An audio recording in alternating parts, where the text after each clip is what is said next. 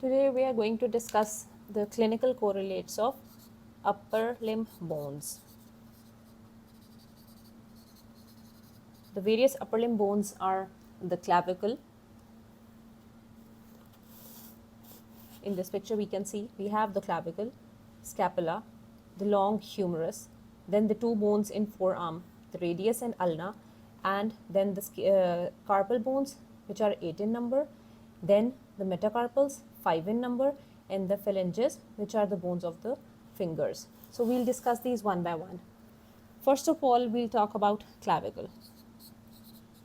Clavicle is one of the long bones lying horizontally.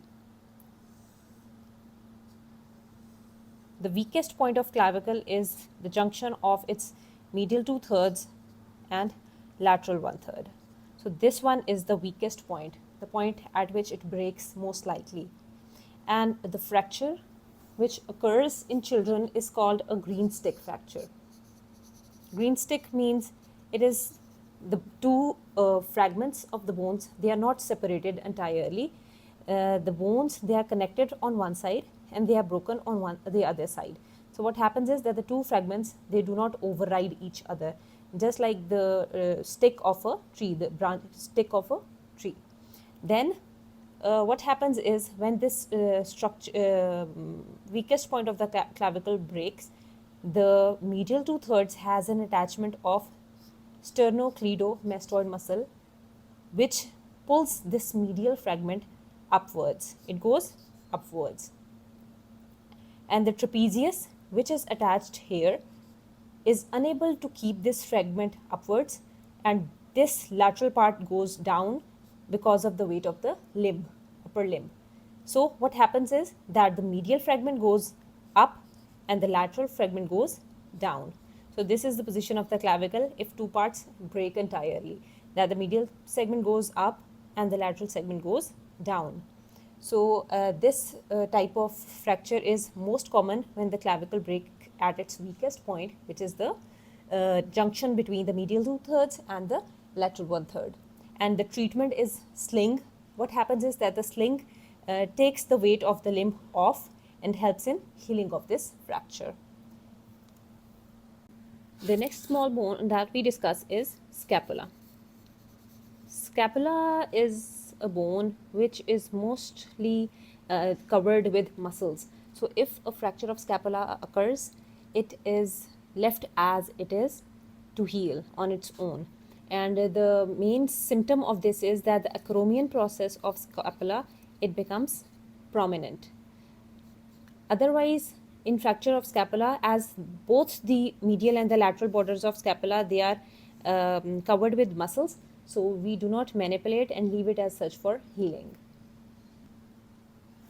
The next bone we are going to discuss is humerus.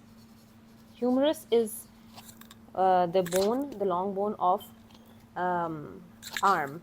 So what happens is humerus can break at multiple points.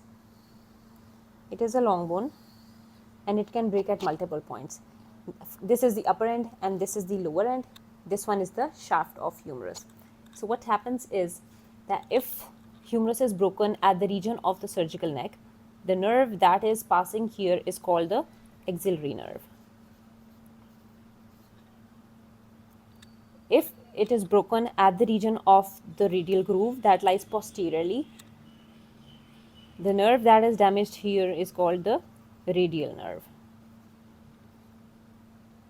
And if it is damaged at the part of medial epicondyle, the nerve that is passing through here is called the ulnar nerve.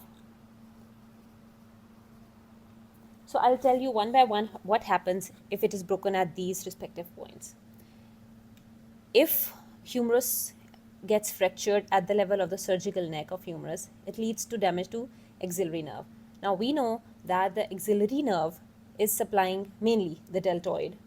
So deltoid muscle is making the contour of the shoulder. So the clinical picture will be that there will be flattening of the deltoid muscle.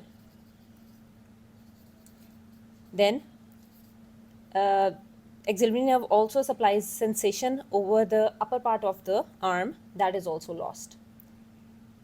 and further movements of the shoulder joint.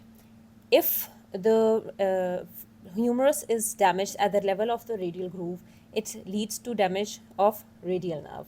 So radial nerve is the one, if it gets damaged, it leads to wrist drop. Then, if we are talking about the medial epicondyle of the humerus, ulnar nerve is passing behind it. So ulnar nerve is the one that is supplying the muscles on the medial side of forearm and hand. So there is loss of sensation of the medial side of the forearm and hand, as well as the action of muscles that are lying on the medial side of the forearm and hand.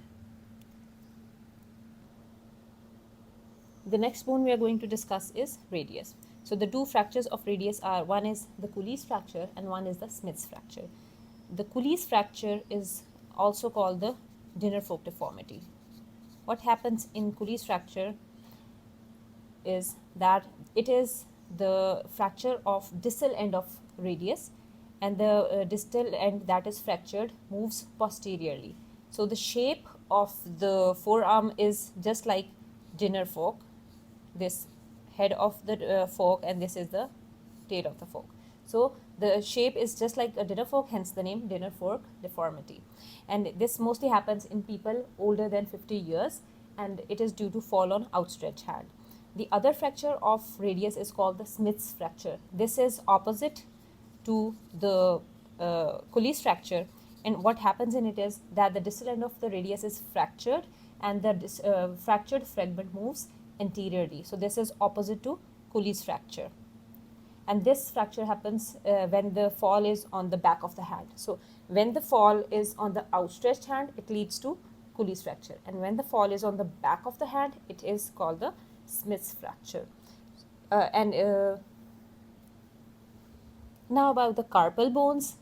Scaphoid is the most commonly fractured bone, most common. And the hamate, as we know, the hamate has a hook. The hook of hamate, if it gets fractured, it leads to damage of ulnar nerve, and all the symptoms of the ulnar nerve injury are there.